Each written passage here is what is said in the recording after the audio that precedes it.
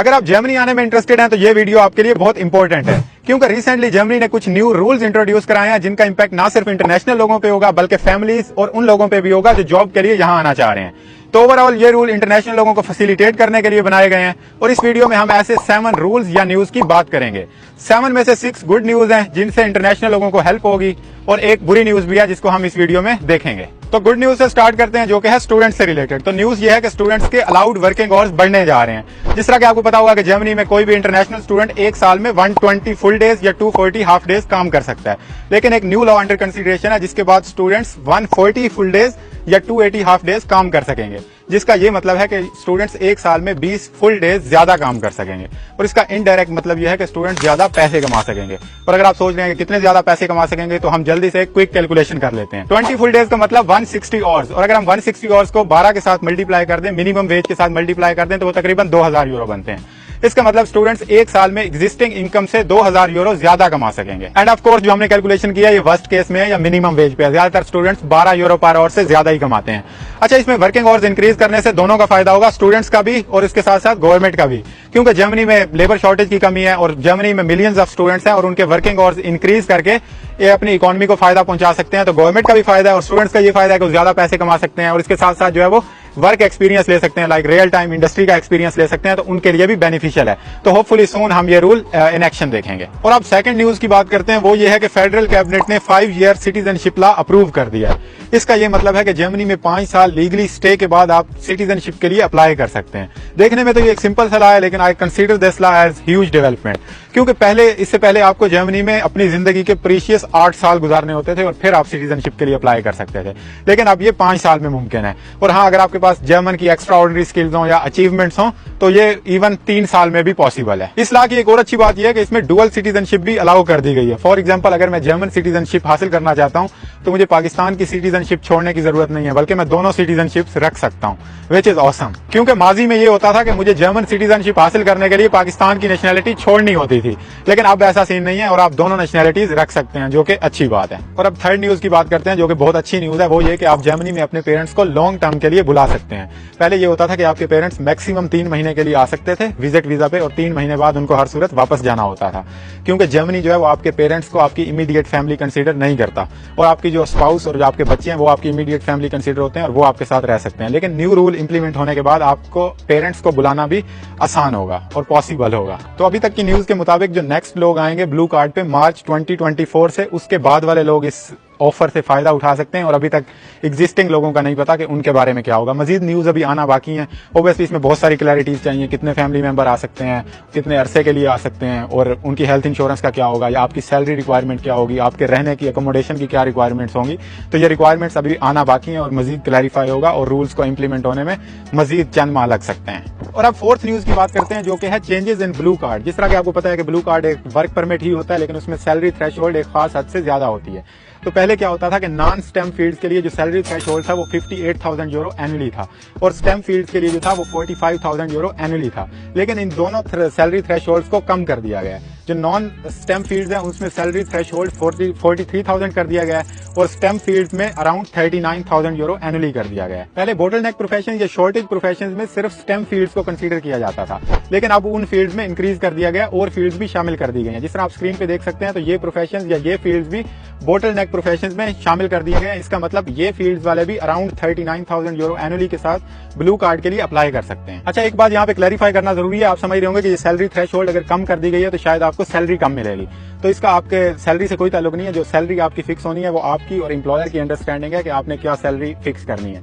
ये सिर्फ government level पे है और ये थ्रेशोल्ड कम करने का ये मकसद है ताकि ज्यादा लोग ब्लू कार्ड के लिए अचीव कर सकें, ज्यादा लोग ब्लू कार्ड हासिल कर सकें। तो ब्लू कार्ड हासिल करने का जिस तरह आपको पता है पर्क्स होते हैं, जल्दी आपको पीआर मिल जाती है, आप स्पाउस को ला सकते हो विदाउट जर्मन लैंग्वेज प्रोफिशिएंसी। तो इस तरह ये गवर्नमेंट चाहती है कि आपको ये पीआर और नेशनलिटी तक इजी एक्सेस देके लोगों को जर्मनी में ला सके, क्योंकि जिस तरह पता है जर्मनी में लैंग्वेज बैरियर एक बड़ा मसला है। तो जर्मन गवर्नमेंट को भी ये पता है कि अब वो जर्मन बैरियर को तो वो खत्म नहीं कर सकते, लेकिन दूसरे अल्टरनेट रास्ते निकाल रहे हैं कि चलो इनको पीआर जल्दी ऑफर कर दो, ब्लू कार्ड ज्यादा लोगों तक एक्सेसिबल कर दो, सिटीजनशिप जल्दी दे दो ताकि ज्यादा लोग यहाँ पे आए। क्योंकि अभी जो करंटली आपको पता है कि जर्मनी में जो स्किल शॉर्टेज है, स्किल लेबर शॉर्टेज है, वो ऑल टाइम हाई है। मतलब बहुत ज्यादा वैकेंसी जो है वो खाली है और इनको स्किलफुल लोग चाहिए, तो इसलिए ये सारा ब्लू कार्ड की रिक्वायरमेंट भी इन्होंने कम की है और इसमें चेंजेस किए हैं। और अब फिफ्थ न्यूज की बात करते हैं, जिसमें आपकी डिग्रीज की अहमियत कम होने जा रही है और प्रोफेशनल एक्सपीरियंस की अहमियत ज्यादा होने जा रही है। And also it make sense. तो बेसिकली इस न्यूज में 3 सब न्यूज हैं। नंबर 1 ये कि पहले ये होता था कि आप ब्लू कार्ड किसी और फील्ड में नहीं ले सकते थे। फॉर एग्जांपल, अगर मैं मैकेनिकल की फील्ड से होता और मैं आईटी की फील्ड में जॉब हासिल करना चाहता तो मुझे ब्लू कार्ड नहीं मिलता था, क्योंकि वो मेरी रेलिवेंट फील्ड नहीं थी। लेकिन अब फ्यूचर में ये पॉसिबल हो सकेगा कि आप किसी भी फील्ड से हो और दूसरी फील्ड में कोई व्हाइट कॉलर जॉब हासिल करना चाहें तो ये आपके लिए पॉसिबल होगा। और दूसरी सब न्यूज ये कि आईटी वालों के लिए डिग्री की रिक्वायरमेंट, फॉर्मल डिग्री की रिक्वायरमेंट खत्म कर दी गई है। इसका मतलब अगर आप आईटी की फील्ड से हैं और आपके पास प्रोफेशनल एक्सपीरियंस है 2-3 साल का, तो तब भी आप ब्लू कार्ड के लिए क्वालिफाई कर सकते हैं। पहले ये होता था कि डिग्री के बगैर आपको ब्लू कार्ड नहीं मिलता था, वो लाजमी रिक्वायरमेंट थी। लेकिन अब इस मामले में भी पेशरफ्त हो रही है और सून इस लॉ को जो है वो इंप्लीमेंट कर देंगे, जो कि बहुत अच्छी बात है। लाइक किसी के पास अगर एक्सपीरियंस हो आईटी का, आईटी में चाहिए एक्सपीरियंस होता है, डिग्री की तो ज्यादा वैल्यू नहीं होती, तो ये रूल भी होपफुली सून इंप्लीमेंट होगा। इसके अलावा थर्ड सब न्यूज वो ये है कि पहले ये होता था कि आपको ब्लू कार्ड लेने के लिए या वर्क परमिट लेने के लिए आपकी जो डिग्री है उसको जर्मन में लाजमी इक्विवेलेंट कराना होता था, जिस तरह हमने प्रीवियस अपनी वीडियो में भी देखा है ब्लू कार्ड वाली में, कि पहले आपको इनेबियन डेटाबेस में चेक करना होता था, वहां पे है नहीं, अगर नहीं है तो फिर आपको जैब के थ्रू वो अटेस्ट कराना होता था, वो इक्विवेलेंट कराना होता था जर्मन स्टैंडर्ड के मुताबिक। लेकिन अगर अब फ्यूचर में ये होने जा रहा है कि अगर आपके पास 2 या 3 साल का वर्क एक्सपीरियंस हो तो फिर आपको डिग्री यहाँ पे इक्विवेलेंट कराने की जरूरत नहीं है, बल्कि आपको बस इतना जरूरी होगा कि आपकी जो डिग्री है वो आपके होम कंट्री में जो अटेस्टेड हो, वहां पे जो है वो रिकॉग्नाइज्ड हो। तो ये रिक्वायरमेंट होगी, क्योंकि यहाँ पे ये अटेस्ट कराने का, ये इक्विवेलेंट कराने का प्रोसेस थोड़ा लंबा हो जाता है और फिर लोग इसलिए यहाँ पे जर्मनी को प्रेफर नहीं करते ब्यूरोक्रेसी और ये लंबे प्रोसेसेस की वजह से।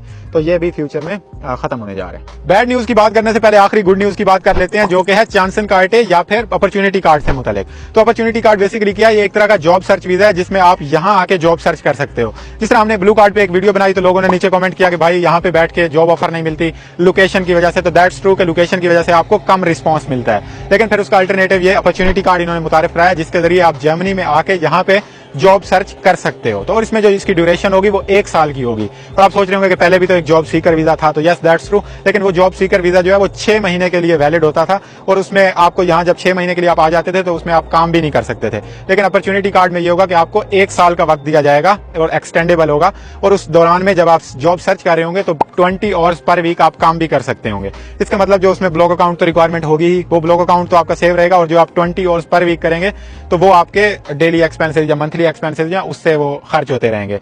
तो ये अपॉर्चुनिटी कार्ड, और इसमें इसको हासिल करने के लिए जो आपको 6 पॉइंट्स गैदर करने होंगे, और ये पॉइंट्स बेस्ड सिस्टम है जिसमें डिफरेंट क्राइटेरिया है पॉइंट्स हासिल करने का। फॉर एग्जांपल आपका जॉब एक्सपीरियंस, आपकी डिग्री, आपकी लैंग्वेज रिक्वायरमेंट्स। अगर इससे मुतालिक आपको मजीद जानना हो तो मैं डिस्क्रिप्शन में एक लिंक दे दूंगा, जिससे आप चांसन कार्टे के मुतालिक या अपॉर्चुनिटी कार्ड के मुतालिक मजीद इन्फॉर्मेशन हासिल कर सकते हैं। अच्छा, एक बात इंपॉर्टेंट, आप सोच रहे होंगे कि पता नहीं ये रूल्स पास भी होंगे या कब इंप्लीमेंट होंगे, तो मैं इस वीडियो की डिस्क्रिप्शन को जो है वो कोशिश करूंगा कि अपडेटेड रखूं। तो अगर आप 2 महीने के बाद भी देखने आएंगे तो होपफुली आपको अपडेटेड लिंक मिल जाएगा, जिससे आपको मजीद इन्फॉर्मेशन मिल जाएगी कि वेदर वो लॉ अप्रूव हुआ है, कब इंप्लीमेंट होगा या कैसे होगा। और अब बैड न्यूज की बात करते हैं, वो ये है कि जर्मनी की नंबर 1 पब्लिक यूनिवर्सिटी ने ट्यूशन फी इंट्रोड्यूस करा दी है। जर्मनी जो कि फ्री एजुकेशन के लिए जाना जाता है, लेकिन वहां पे कुछ यूनिवर्सिटीज ट्यूशन फी इंट्रोड्यूस कराने का सोच रही हैं। बेसिकली जर्मनी में 16 स्टेट्स हैं और हर स्टेट के पास ये इख्तियार है कि वो अपनी यूनिवर्सिटीज में ट्यूशन फी चार्ज करे या ना करे। जर्मनी में ऑलरेडी एक स्टेट ऐसी है जहां पे पब्लिक यूनिवर्सिटीज में पढ़ने के लिए आपको ट्यूशन फी देनी पड़ती है। उस स्टेट का नाम है बादन-व्युर्टमबर्ग, और अब उसकी हमसाया स्टेट बवारिया ने 2023 के आगाज में एक एक्ट पास किया है, हायर एजुकेशन इनोवेशन एक्ट। तो उस एक्ट के तहत बवारियन यूनिवर्सिटीज को यह इख्तियार मिल गया है कि वो अपनी यूनिवर्सिटीज में ट्यूशन फी चार्ज कर सकती हैं या नहीं भी कर सकती। तो बेसिकली अब सुनने में आया है कि 1-2 और यूनिवर्सिटीज भी इस तरह का प्लान कर रही हैं। सबसे पहले जो एग्जीक्यूट किया है वो TUM ने किया है, टेक्निकल यूनिवर्सिटी म्यूनिख, जो कि जर्मनी की 9 सालों से नंबर 1 यूनिवर्सिटी है। तो उसमें अब जो बैचलर, उनकी वेबसाइट के मुताबिक जो बैचलर के स्टूडेंट हैं नेक्स्ट विंटर सेमेस्टर के लिए, उनसे पर सेमेस्टर 2 से 3,000 यूरो चार्ज किया जाएगा, जबकि मास्टर्स वालों से 4,000 से 6,000 यूरो पर सेमेस्टर चार्ज किया जाएगा। और इंटरेस्टिंग बात यह है कि ये जो फीस है ये सिर्फ थर्ड वर्ल्ड कंट्रीज से चार्ज होगी। जो EU के 26 ममालिक हैं उनके बच्चे अब भी यहाँ पे फ्री एजुकेशन हासिल करेंगे। इक्वालिटी देख रहे हैं आप। मगर अब सवाल यह है कि क्या जर्मनी से ओवरऑल फ्री एजुकेशन खत्म हो जाएगी? तो नंबर 1 तो इस तरह का कोई रूल अंडर कंसिडरेशन नहीं है फेडरल लेवल पे कि तमाम यूनिवर्सिटी से फ्री एजुकेशन खत्म की जाए।